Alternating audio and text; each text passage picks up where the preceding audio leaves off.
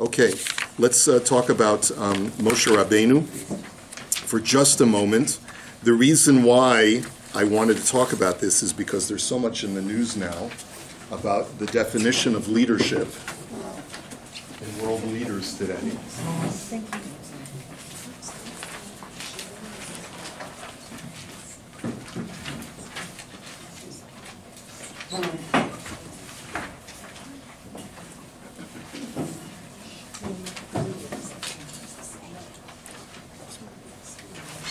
Okay.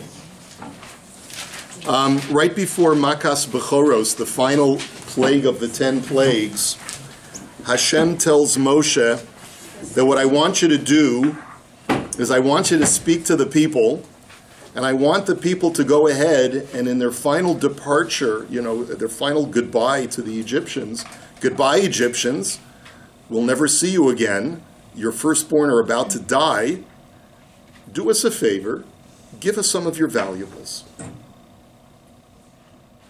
That's really what's going on at this point in the story, is that the Jews are about to leave. There's going to be this one final plague, and Hashem says, before you leave, go to your Egyptian captors and ask them for goods. Ask them for gold, silver. And the Torah actually says in Perek Yud Aleph Pasuk Gimel, Vayitein Hashem eschein ha'am be'einei Mitzrayim. That God, for some reason, made the Jews very desirable in the eyes of the Egyptians. The Egyptians actually began to like the Jews, or had some level of newfound respect and admiration for the Jewish people, which is why they so readily gave the Jews shared their wealth with the Jewish people. Now, it could be that at this point, no one knew about that Makas Bechoros was about to happen, which is why they just suffered these indignities of the first 9 plagues. They realized that God is with the Jews, the God of creation is with the Jews, and so they had this admiration. But here's what I want to get to. Gam ha'ish Moshe gadol ma'od be'eretz Mitzrayim. The man Moshe was also great in the land of Egypt, be'einei avdei Faro uve'einei ha'am, in the eyes of the servants of Paro, and in the eyes of the nation. Now, there's a lot of extraneous verbiage. It could have just said, Gam Moshe Gadol be'eretz Mitzrayim. Moshe was big in Egypt at this time. Why does it say that the man Moshe was great? And specifically say, in the eyes of Paro's servants and in the eyes of the nation. Just say, in the eyes of Egypt. That's it, period.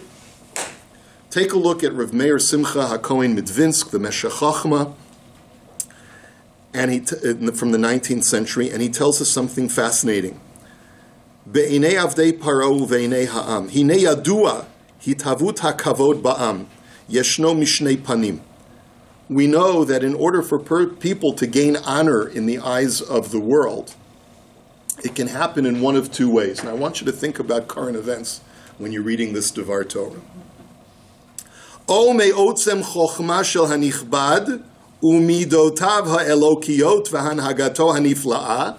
It can happen either as a result of the great wisdom of the person, his great character, his divine character, his great conduct.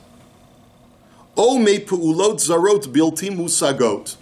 Or if he performs uncanny things that really have no explanation. Uplaim yotzim migeder hahergel hativi. That is his ability to perform really supernatural things that really transcend our normal realm of experience. Ad sheyachshavuhu le'eloki, so that at that point people start thinking that he's an amazing, supernatural, almost a godly being. V'hinei ha'mechubad me'ha'chochma v'yosher hanhagato hine tchilat kvodo etzel hachachamim ha'atzilim ba'am hem hayodim lohokir chochmato. When a person is recognized in the former way, who recognizes the honor of that person, or the greatness of that person first? It's the dignitaries of society, the nobility of society, when they see a noble person because of his character, because of his dignity, because of his nobility. So they recognize that, and they see that first. Heim hachodrim ba'ayin choderet et midotav, ume asher yafliuhu l'shalem amiti, yitparsem shemo gam etzel hehamon, v'charadat kodesh yir'adu mimenu. As a result of the higher echelons of society realizing this is truly a great and wise man, his name spreads far and wide until it trickles down to the masses. That's one way someone becomes famous for being a great person, a leader. Ulam ha'ish ha'mechubad mitzad pu'ulotav hazarot v'haniflaot. But there's another type of person who becomes famous and highly regarded because of amazing things that he's able to accomplish. Hu yeholal tchila min hehamon. He is first lauded by the masses, asher be'inayim betuchot yachshavuhu le'eloki, because they see the amazing things he can accomplish. This man must be connected to God in some way. V'leimor ki hu bilti tivi, he's supernatural, this guy. V'yitaflu alav shkarim upliot zarot b'sipurim mafliim. And then they start, the masses create folklore and legends about this person. Ad ki parsem shemo etzel hehamon. To the point where all of the common folk become familiar with this person. V'godel hapirsum ya'as kenafayim gam belibot hanevonim ba'am, lahatil savek bilibam lomar, lo lechinam yitparsem shemo etzel hehamon. He says, and then this, the talk among the common folk around the campfire becomes something that eventually trickles upward to the nobility of society. And they start to say, wow, if everyone in the world is talking about this guy, maybe there is something to him. Ad ki gam heim yechabduhu. To the point where they start saying, okay, well then we have to show him honor as well. V'hanisayon yochiach al zeh! Exclamation point. He says, and we know from experience that these are the two ways that people rise to power. Either because the nobility recognize that there's something special about this person, or the masses recognize through his supernatural or seemingly supernatural performance. And then, so he says, how does this relate to Moshe Rabbeinu? He says, V'hinei Moshe nikra isha Elokim, Ki hanhagato habilti tiv'it haita elokit be'emet alal hashamayim v'yarad. Now Moshe is a man of God. What he's able to accomplish, no one else is able to accomplish. After all, he went up all the way to heaven and comes down. Gozeru mitzaveh al kol chukot hateva u'mishtarei hashamayim mitpiach piv yimleu k'tzot haaretz shchin. He says he just has to open his mouth and make a decree, and the natural orders begins to change with the plagues. He just speaks, and all of a sudden, the world is filled with boils. Beharim yado bo'u chayot miktzot haaretz, with the wave of a hand. Wild animals come from all over and infest Egypt. Hinei mimifalot ka'ela hahamon b'mitzrayim necherdu niv'atu chil achazatam. He says, can you imagine? The masses of Egypt must have been filled with tremendous awe and fear of this miracle worker. Lo kein achartumim v'sarim. Not so the magicians and the officials in Pharaoh's court. B'dam u'tzfardea hikshu libam lemor ki hu mipu'ulat ha'kishuf. They were too sophisticated to look at these amazing feats and say that this is a miracle worker and that this is a very great man. They ascribed it initially, with the first few plagues, they said it was all a result of parlor tricks, right? O davar acher hana'aseh b'pulat dimyon, or some other way he was able to get it done. Ad ki acharei kol hitpalsefutam hodu ki etzba elokim hu. It was only towards the end that they were forced to submit that there's something more than just illusion and magic going on. V'chein amru ad matai yezeh lanu v'lo amru ha'ish perush she'eno ish ki yatsa migeder ha'enoshi v'hanhago ha'tivit chochmato v'anvitanuto v'chol mitotav choshesh l'tovat zulato. He said that this is not a man They didn't say, when the magicians said to Paro, how much longer do we have to endure this person's actions and the afflictions and persecutions of Egypt? They didn't call him the man Moshe, because they said that this person is not even human. He must be something completely different from us. But they didn't really see the human being Moshe as being a refined person. Right? Ad ki kol mevin shera'ahu v'itbonen bo amar ki ze Moshe ha'ish ha'amiti umil adav ein ra'ui lihikarei ish ki kulam ki behemot nimshalu negdo. But it was only after the higher echelons were able to see his nobility and his character that they called him the Ish Moshe.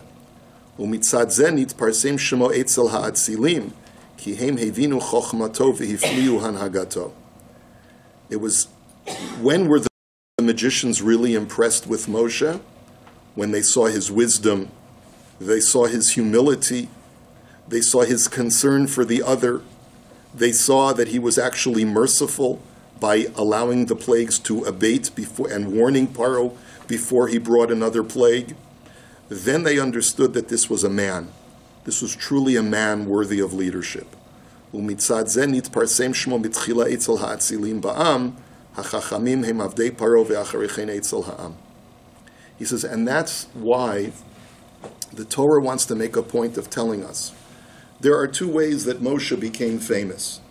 But the way he became really great in the eyes of Egypt was because he was an Ish Moshe, not because he was a miracle worker Moshe, something superhuman, but rather he was a man. And who first recognized the character and the nobility of Moshe? It was the higher echelons, the Avdei Paro, the people of Pharaoh's court, who saw Moshe face to face and saw his behavior, and then only afterwards it trickled down to the rest of the people. And that's the greater way for someone to be recognized as a leader. Not because of what they can accomplish that other people can't accomplish, but rather because of the nobility of character, the greatness of wisdom, the depth of wisdom that the human being possesses. So this is the commentary of the Meshech Chochmah to try and explain why the Torah wants to make a point of saying that Moshe Rabbeinu was a source of admiration. In other words, it was important for Hashem that upon the eve of Geula, the eve of our redemption, that Egypt would recognize not only that Moshe was a miracle worker, but he was the highest level of human being because of his refined character, because of the compassion that he represents, because of his great depth of wisdom. Not because he can accomplish supernatural feats. Why? Because Egypt has to know the jewel that it has in the Jewish people that is exemplified by its leader.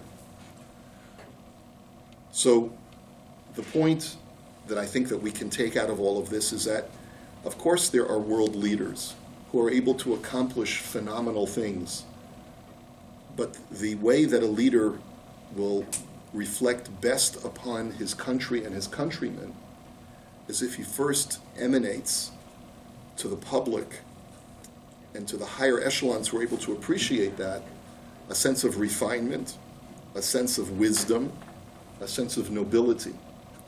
And then that greatness will trickle down to the masses. Now, of course, you have to take this all with a grain of salt. I'm not here to bash any of our political leaders in the world who may perhaps be less than refined